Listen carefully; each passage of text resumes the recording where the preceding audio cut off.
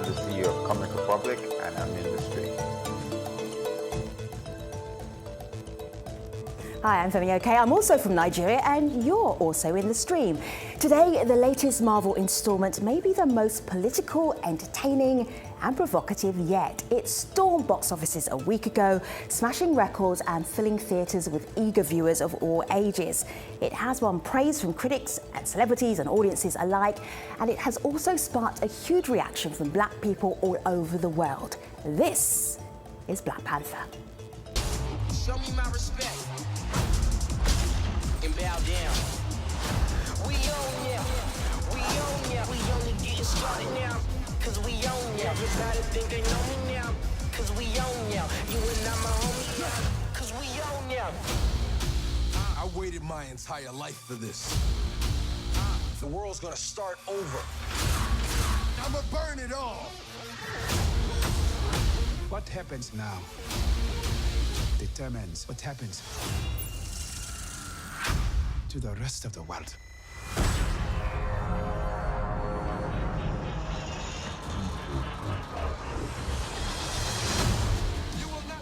So this ain't your grandma's Disney film. It has a mostly black cast, a black designer, a black director, and it cost around about $200 million. And on the African continent, viewers celebrated this fictitious nation of Wakanda and its depiction as a wealthy and influential superpower.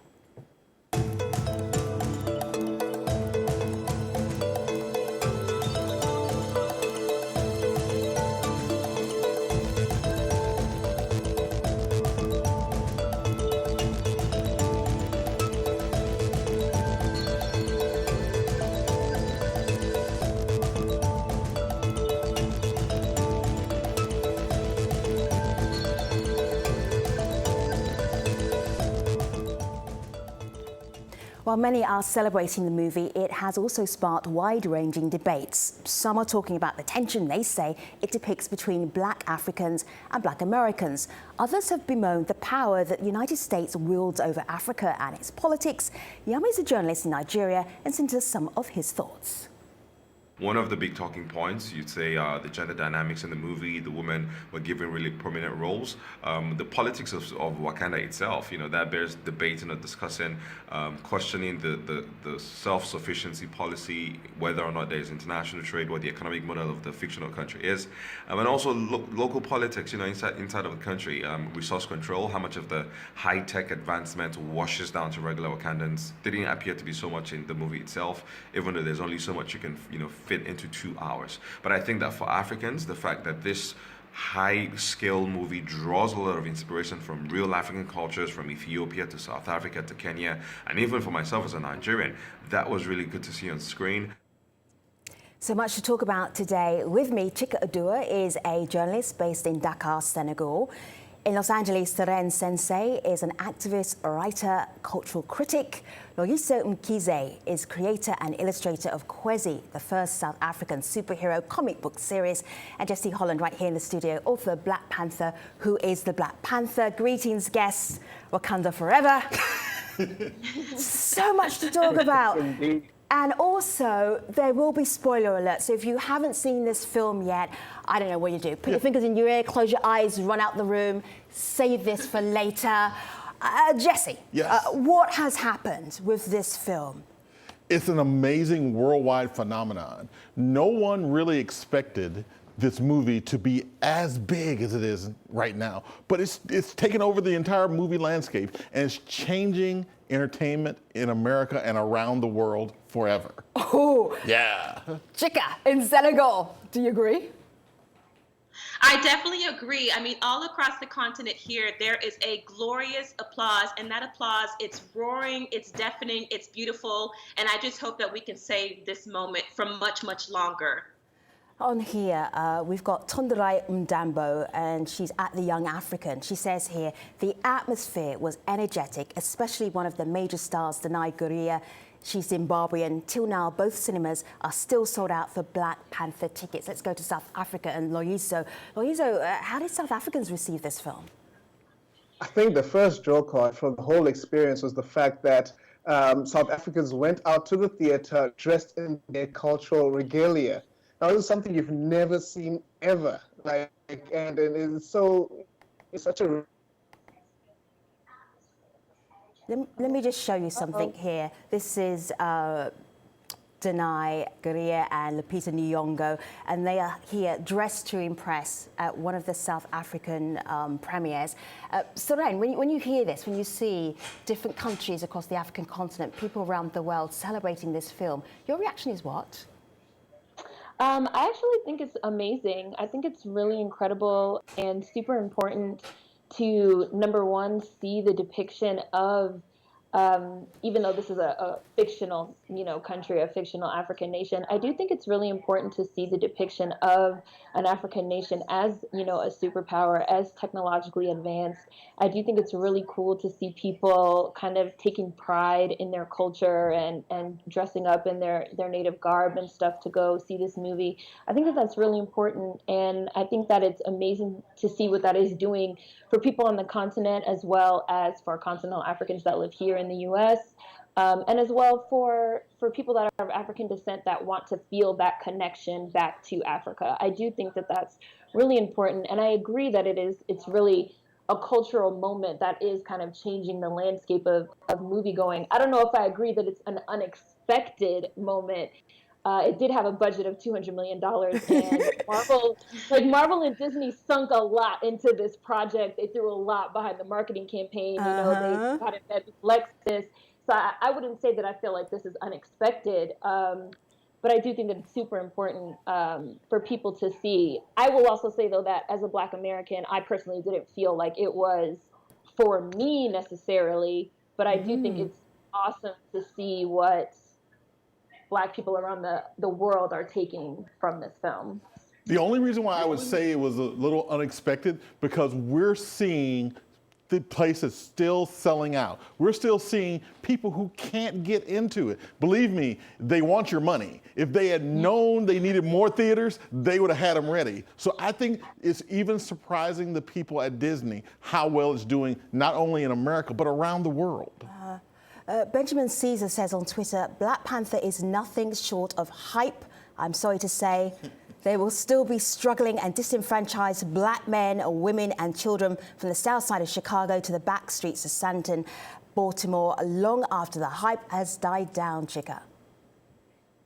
I don't think this movie is about trying to change social infrastructure. This movie is about saying Africa is in. It's our time to shine. And for people like me who were made fun of as a child for being African, this is almost like a sweet vindication. Like, we're finally being seen as cool. So this is not about trying to change infrastructures across the world for Black people. It's just saying it's our time to shine.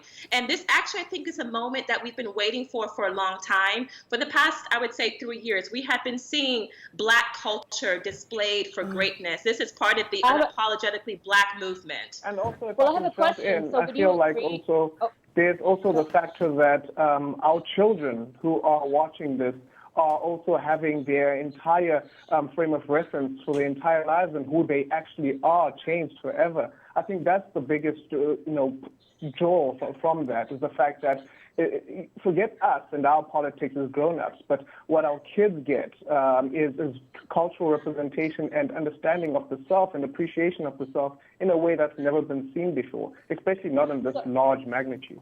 Saren, go ahead. So would you guys agree? So would you guys agree then that this is not for Black Americans?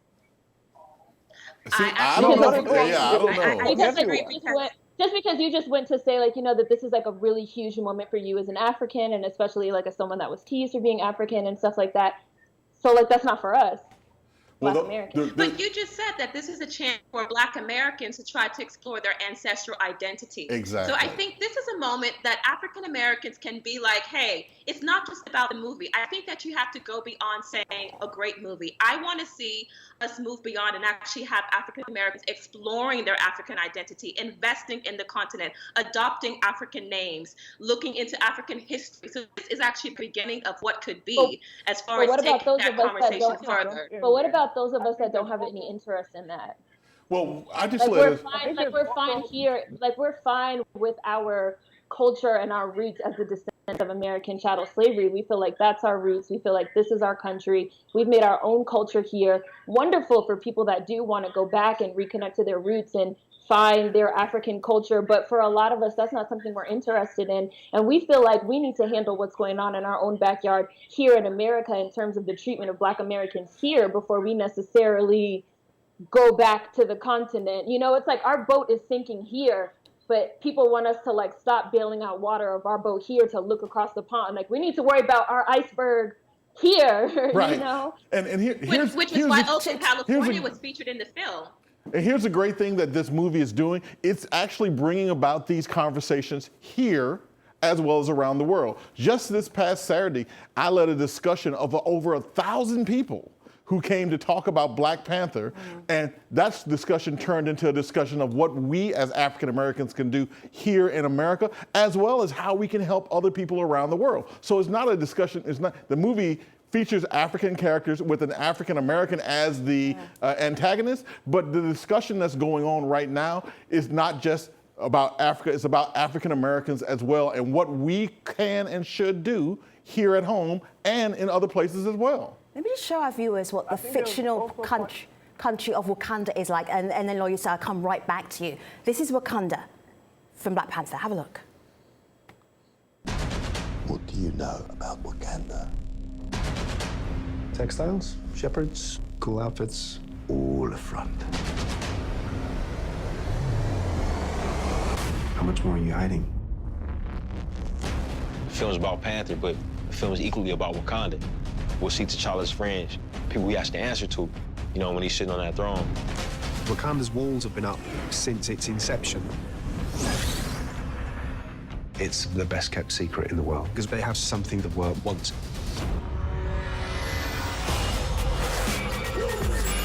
They have this natural resource that kind of thrives off of. They mine it, they use it in technology.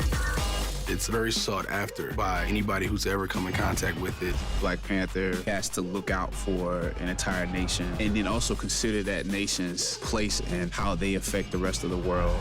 To see an African country with kings and queens and warriors, it's so inspiring. It's just an incredible world to occupy. Loisa, this depiction of Wakanda, an African country, what did you make of that? How did that resonate with you? Yeah. Can we talk about how like Michael B. Jordan is sitting right there in a sweatshirt that says like Lost Tribe? Okay, like Michael B. Jordan, like Chadwick Boseman, Ryan Coogler, who are all Black Americans, African Americans. They've talked extensively about how they feel like African Americans, Black Americans are lost.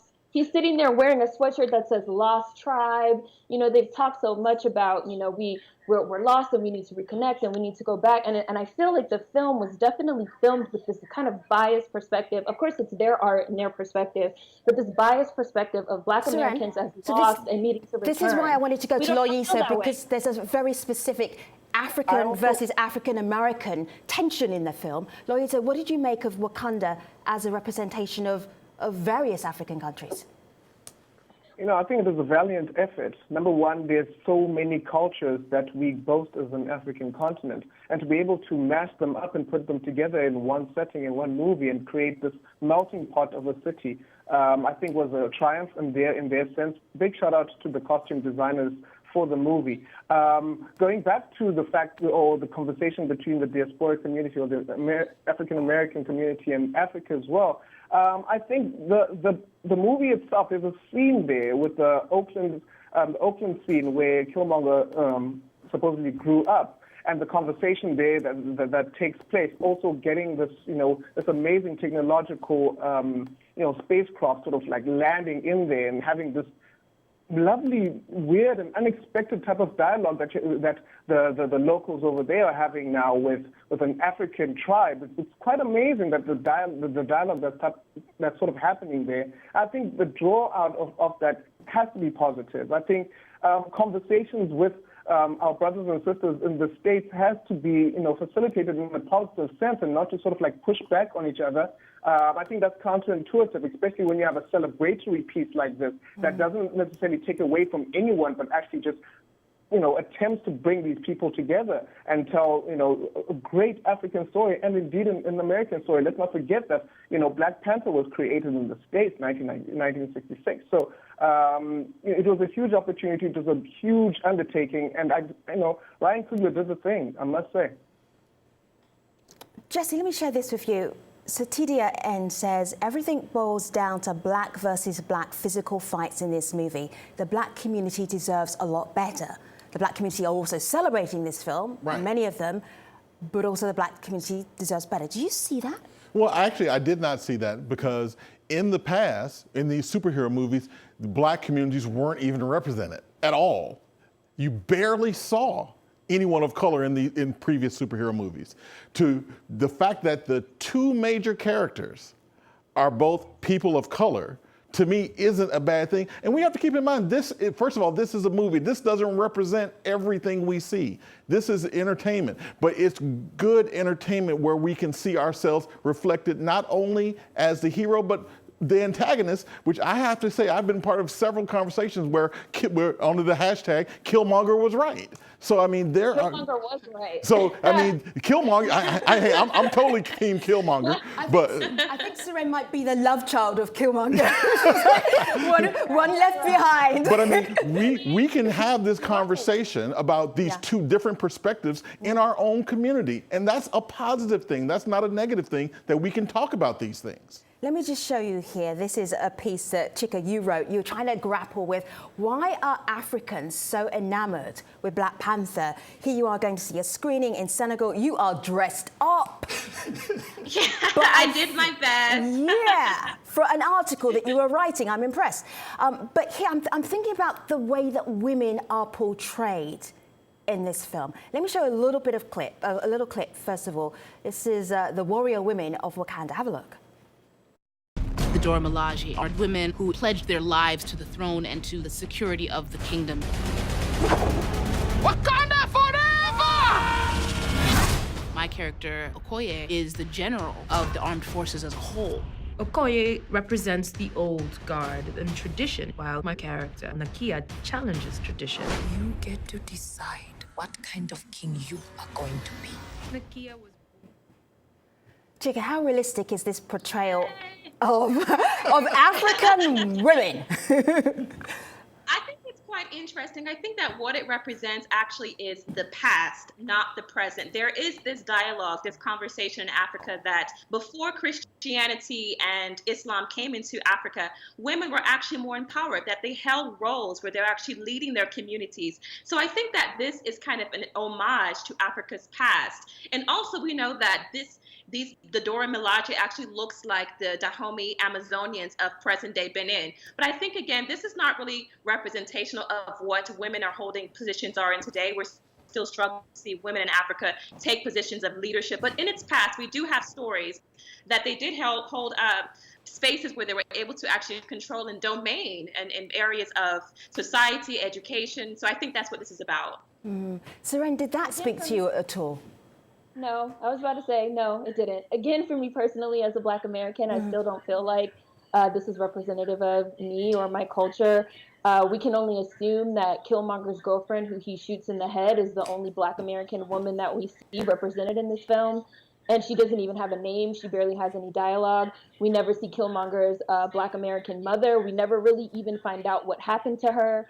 Yet again, this is getting more into the idea of that this was, purely African representation, and that's fine. But you don't then get to tell us Black Americans that this is some piece of amazing radical filmmaking for us when we're not represented, when it's not indicative of our culture. Even getting into the idea of a monarchy, and we're born into a monarchy, and they represent being, dedicated to the throne and this and that. Here in this country, we don't even have that. We don't even stand for that. We don't even stand for blindly following a monarchy. And I think there was also some classist and elitist undertones in this movie about, you have to be African royalty to matter and to have value.